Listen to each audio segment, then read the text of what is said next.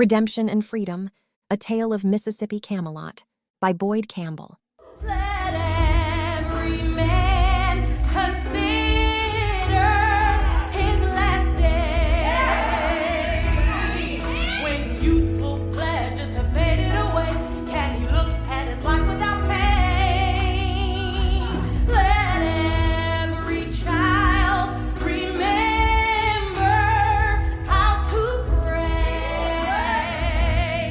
for the lost of the earth to find a way, and the kingdom of heaven reign. Oh, live where you can, be happy. Happier than God has made you, Father. Oh, live where you can, be happy as you can. For he may not be here tomorrow. Oh, Father, let the singers sing for thee. Let word and song and harmony be mightier than the soul. Oh, vision, holy vision, come to me. Let word and song and harmony be a sound like the voice of the Lord.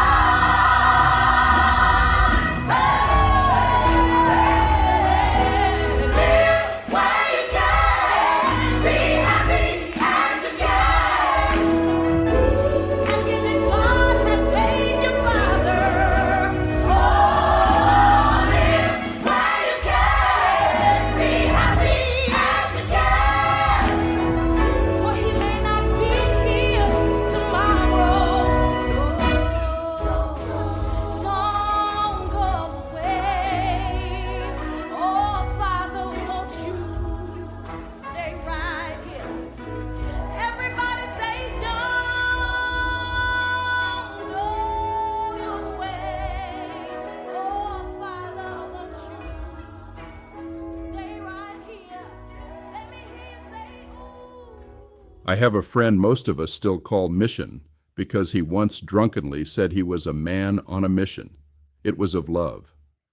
I was a man with something to prove. It was not of love. Screw you! I'm the second Boyd Campbell. Fight me now. The second bit is probably what did it. Nothing puts a boy in peril more than a father everybody in Mississippi calls great.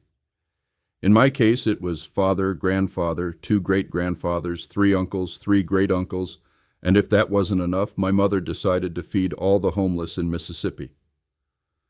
Despite not being able to read and struggling to make friends, simple hubris made me think God himself made me stronger than the world, and I could save every fallen bird.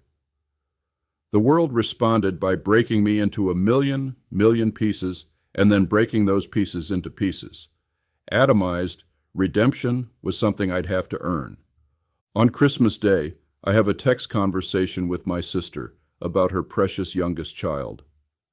She has no reason to trust me. I've never been anything to her but the man who wasn't there. It may take a lifetime to earn her trust and faith, but I will. People think of Mississippi as banjos and mouth organs. When you live here, it's a 100-man brass section, kettle drums, and a live cannon. Here, we'll kill a man to deny we lost a war we shouldn't have fought 100 years ago. God himself will say that's true. Ross Barnett said, "I love Mississippi," causing a riot in Oxford. Instead of trying to save lives, he went on the radio and said, "We will never surrender."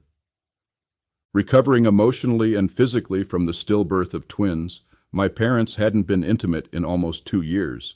A week after acid and fire were thrown on reporters in Oxford in a moonlit bungalow at the Broadwater Beach Motel, I was created in my mother's belly. Love, for lack of a better word, found a way. The kettle drums and brass of Mississippi weren't done with me yet. There was a small tear in the sack surrounding me inside my mother. Sometimes she would find blood in her underwear. The doctor ordered her to bed, or we could both die. A man in Jackson fought for freedom. a fertilizer salesman in the Delta, began plotting his death. Should I be born alive, I'd be the progeny of one of Mississippi's first families. Medgar Evers was a black man fighting for the dignity and freedom of people like himself. I would have liked to have met him. I used to love talking to his brother. Mississippi had other ideas.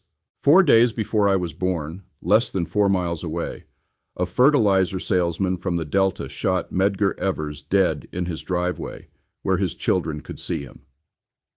Mississippi wasn't done with me yet. Bobby DeLauder was 9 years old, 45 minutes away in Vicksburg. Less than a week later, the same kind of men tried to kill Ed King, whose persistence in trying to integrate Galloway Memorial United Methodist Church meant that our much-beloved pastor would step down from his pulpit rather than minister to people who would lock the doors of the church. Days later, Eudora Welty buys a box of typing paper from my father on Capitol Street and begins typing. I says to my wife, "You can reach and turn it off. You don't have to set and look at a black nigger face no longer than you want to, or listen to what you don't want to hear. It's still a free country." I reckon that's how I give myself the idea. I says, I could find right exactly where in Thermopylae that nigger's living that's asking for equal time, and without a bit of trouble to me. I feel a chill, directly quoting Welty. When I met her, she was a little old lady at church. One day, my grandmother says, "She writes, you know." Welty does sly, subtle things that are huge. If you know what renaming Jackson Thermopylae suggests, just that itself is huge. Thermopylae is where just a very few Greeks held off the invading horde. Was she speaking of herself and her posse of rebellious women and gay men, or was she speaking of the Klan? You can trace the route to the Medgar Evers Museum using the words in Welty's story. She never wrote another story like it.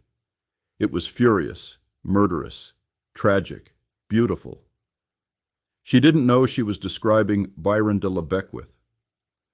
In 1990, Jerry Mitchell interviewed de la Beckwith. Welty was frighteningly accurate. Miss Eudora had 10 more years in her. I've never heard her comment on Mitchell's interviews or the 1994 trial. Last week, I wrote Bobby DeLauder, "Hey, Bobby, we haven't spoken in decades. You may not even remember me. You've always been one of my heroes. With your permission, I'd like to write about it." For what seemed like an hour, I watched the little waiting icon on Facebook Messenger, meaning he was typing. Bobby agreed, but he told me what he'd like for me to focus on. I think we were already of one mind. On February 5, 1994, Byron de la Beckwith, in his third trial, was convicted of murdering Medgar Evers 31 years before. 2 weeks later, Bobby turned 40 years old. If you live here, you've seen Ghosts of Mississippi. You know what Bobby did and how he did it. At that moment, while I was deeply impressed with Bobby, I was more impressed with Mississippi. In 1994, you could almost see Mississippi Camelot dying. But hey, boss, did you ever see a more splendiferous crash? Mississippi won. In Mississippi, lawyers were always doing something to piss people off. Brown versus Board of Education was lawyers. So was Alexander versus Holmes. My father used to say that Alexander versus Holmes was absolutely the right decision, but Nixon's Justice Department screwed up the implementation. I agree. Ayers versus an entire list of Mississippi governors went on for 4 decades. Daddy used to kid Bill Goodman. Y'all ever gonna settle the damn thing? Eventually, they did. As a smoker, I was pretty pissed off at Dickie Scruggs when he sued the tobacco industry. I also assumed he'd be demolished. He made waves in asbestos legislation, but this was Goliath. And then the son of a bitch won. Let me make a personal note here. Although this case annoyed me, smoking nearly killed me. It did kill my father and my brother. I wouldn't have said so at the time, but Scruggs was fighting for us. The Bible and the entire classical world tell stories about great men who fell because of hubris. Some, like Icarus, are destroyed completely because they believed they were greater than they were. Others, like Samson and Hercules, had their greatness stripped away, and they had to earn their redemption. Bobby and Dickie and some other guys did a very stupid thing. They offered and received a bribe. When I look at how little money was involved, I shake my head in disbelief. Scruggs spent more than this on a good dinner party, but hubris destroyed his famous career, taking Bobby with him. That's not to say Bobby was innocent. A grown man, he made grown man decisions. It was one of the purest examples of hubris I know of, and for it, before the world and all of Mississippi, as great as they were laid low. In 2009, his estate destroyed, Bobby went to prison. In 2011, Bobby was a free but changed man. Humbled, he found redemption in a book. I've seen this before. Ross Olivier also committed stupid money crimes. In prison, he met Nelson Mandela. Mandela introduced him into the book that became the basis of Olivier's redeemed life. The same book Bobby DeLauder used 20 years later. Through mutual friends, I kept up with Bobby. 2011 was not at all a good year for me. I wrote a letter to Bobby, but didn't send it. I had my eyes on the door to my cave. Soon I would roll a stone in front of it. Because of that, I became the man who wasn't there for Baby Collins Cook. The thing that Bobby wanted me to say, the thing I wanted to say, is that he was washed in the blood of the Lamb. He found redemption through his faith, and that's how he lives now. Wounded, but redeemed. It's something we have in common. Bobby and I were never friends. I didn't have many friends. I was born an antisocial child, and I remained so. It's how I lived in the cave. Seeing him on Facebook, I thought, would he know me? Would he accept my friend request? People complain about Facebook, and honestly, it is actually nuts. It's been good to me, though. Through Facebook, I met the little bird, which opened an entire chapter of my life that I desperately needed redemption for, and I became internet buddies with my hero, Bobby DeLauder. Live where you can. Be happy as you can. Happier than God has made your father. Live where you can. Be happy as you can, for he may not be here tomorrow.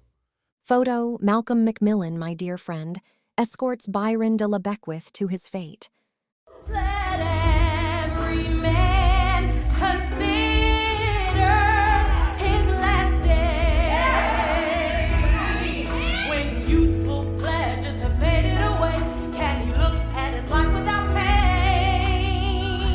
Let every child remember how to pray for the lost of the earth to find a way, and the kingdom